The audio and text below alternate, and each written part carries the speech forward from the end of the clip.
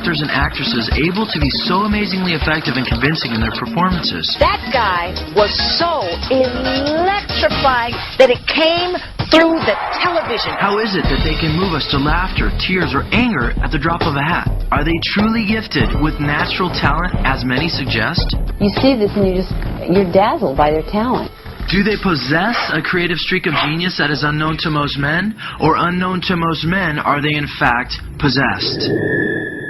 Is it possible that these actors and actresses are possessed by demonic spirits who have a specific agenda to fulfill? Oscar award-winning actor Denzel Washington told 60 Minutes exactly how he brings forth his best performances. Basically what I did was got on my knees and sort of communicated with the spirits. And when I came out, I was in charge. Powerful scene. Powerful scene. I couldn't have acted that.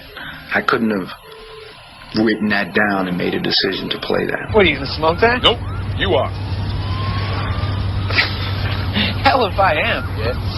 Yeah, Jesus freak. Yeah, Jesus freak. The one-woman entertainment empire known as Oprah has strong affiliations with the demonic realm. The most familiar face on television says, "You can not only use your body and physical self. This is how I see acting. I ask my body to be the carrier for the spirits of those who have come before me in a way that is most meaningful to the character. Just become the vehicle for that character." Calling out for these entities to take her over so that she may become a sparkling puppet, Oprah admits of her work before the camera. I tried to empty myself and let the spirit inhabit me. With her global influence, her shows have become a smorgasbord for the New Age agenda. A lot of actors who don't mention their names, of course, are very much into this. Magic only exists if you allow it, if you open yourself up to the possibility. So you see, what is the only thing that you're taking to heaven with you? Does anybody know? Your character.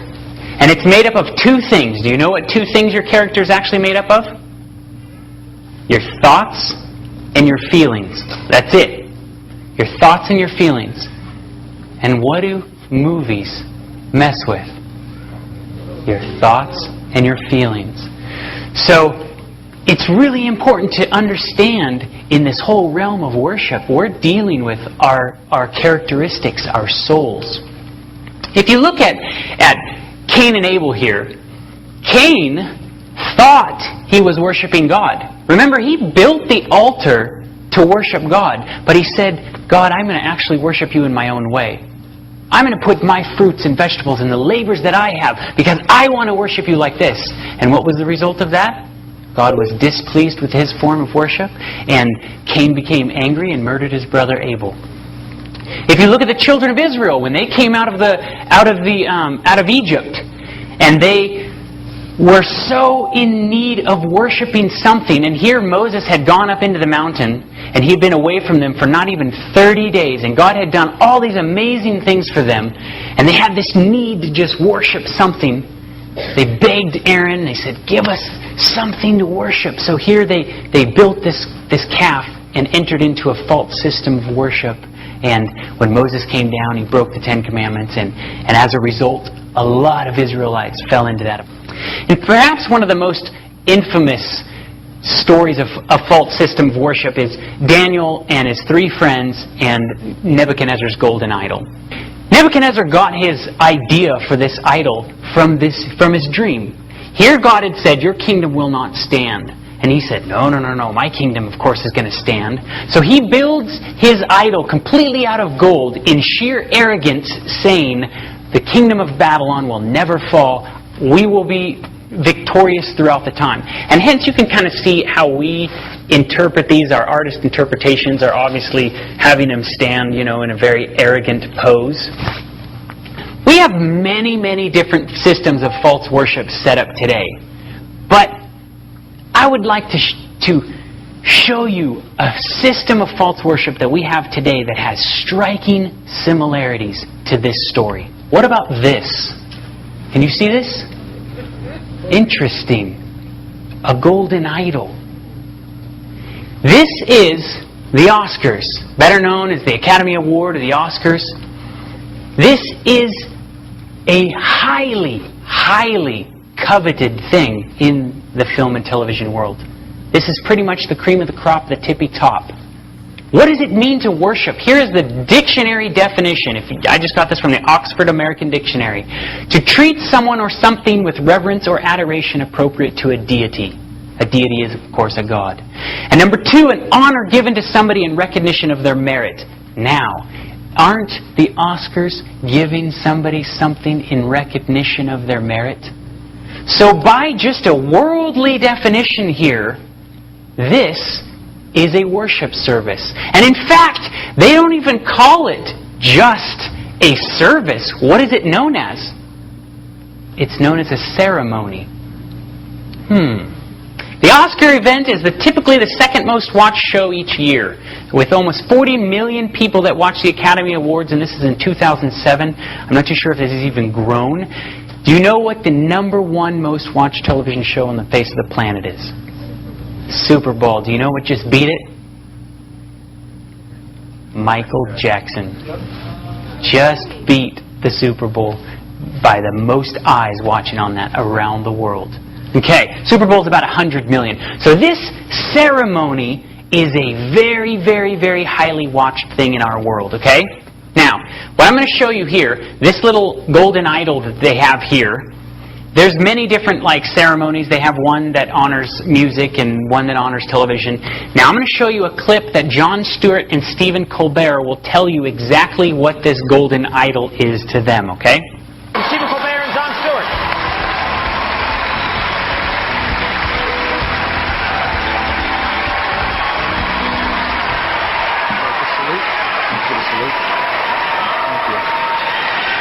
Thank you. Thank you very much. It's a pleasure to be here tonight. Good evening, godless sodomites.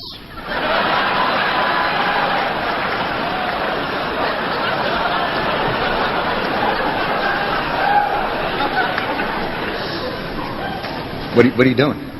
I'm bringing the truth, John. We're in Hollywood, the belly of the beast. You can't just read the prompter? I'm reading the prompter in here. You can read that pablum. Award show banter is not pablum. Reality television celebrates the human condition.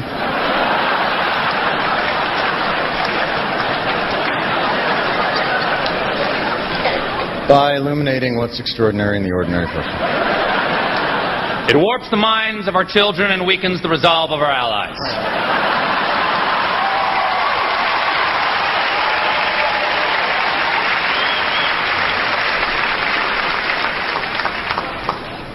The results are often dramatic and always unexpected. We're here to honor achievement in that category. By giving you a golden idol to worship. Kneel before your God, Babylon! During one of the most highly watched shows in the world. Kneel before your God, Babylon. And they're obviously making a joke about it. Actors absolutely hate the reality world. It's taking a big chunk of their pie. But there's truth in every joke. It would not be funny if it wasn't, in a sense, true. So, I started to look into this thing called the Oscars, right? Oscar, where the name comes from, it's Scandinavian and Old English. Could you take a wild guess what the word Oscar means? Divine strength, divine spear. So, divine, of course, is from, of, or like a god, and a spear, of course, is a weapon. Is it possible that they are using these high-profile celebrities as godlike weapons against us? Is that possible? Named Aleister Crowley. He is known as the most evil man of the 20th century. If you peel back the layers of most music and movies, he is hugely influential into writers and actors, and he was highly involved into the occult. He was known as this horrible, satanic priest. The BBC did a wonderful documentary on this guy if you ever want to see it, and it's not a Christian perspective. They called it The Most Evil Man, and you can watch it on YouTube. It's absolutely phenomenal what this guy was into. He wrote a book called Magic in Practice and Theory, where he outlined one of the best ways to become possessed by a demonic spirit. There are three main methods for invoking any deity. The third method is the dramatic, perhaps the most attractive of all. Certainly it is to the artist's temperament, for it appeals to his imagination through his aesthetic sense. So he's saying if you want to become possessed, acting is a great way to possess yourself with a different spirit. America was built on very deep religious moral values. Overnight, what was considered sinful, sex outside of a marriage, was now starting to be redefined as popular, trendy, and even like exciting. Then Mae West hits the scene. And once again, America is still very deep into religious morality. So here's what Mae West has to contribute. 1930s, motion pictures were one of the mainstays of the Great Depression, and attendance to movie theaters skyrocketed. Hello, folks. I'm up here at Mr. Bowman's Beautiful Theater to see the grand opening of premiere of my new picture, I'm No Angel. Of course, I didn't call it I'm No Angel for nothing. Don't forget, come up and see me sometime. Movie star Mae West was also known as the Queen of Sex and the Statue of Libido.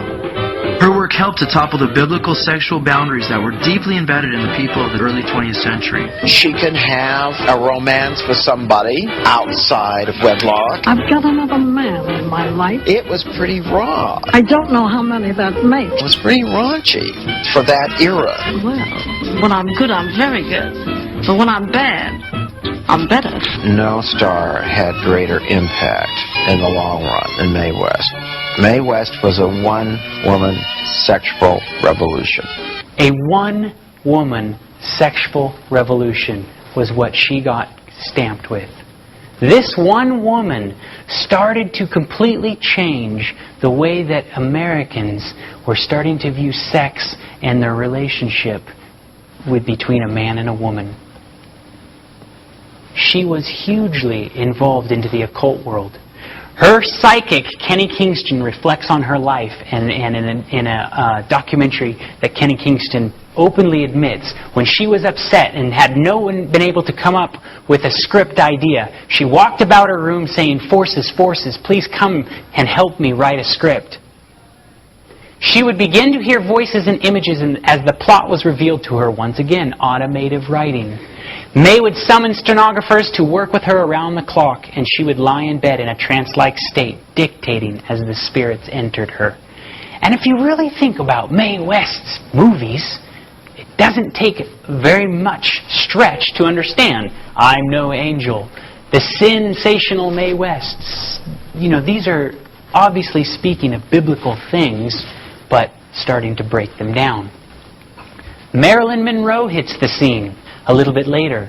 Once again, pushing those boundaries farther and farther down the road of how we view sex and the relationships. And here's what Marilyn has to contribute. 7-year itch blew the lid off 1950s conservatism. Hey, wait a minute! It shocked audiences with its irreverent look at marital infidelity.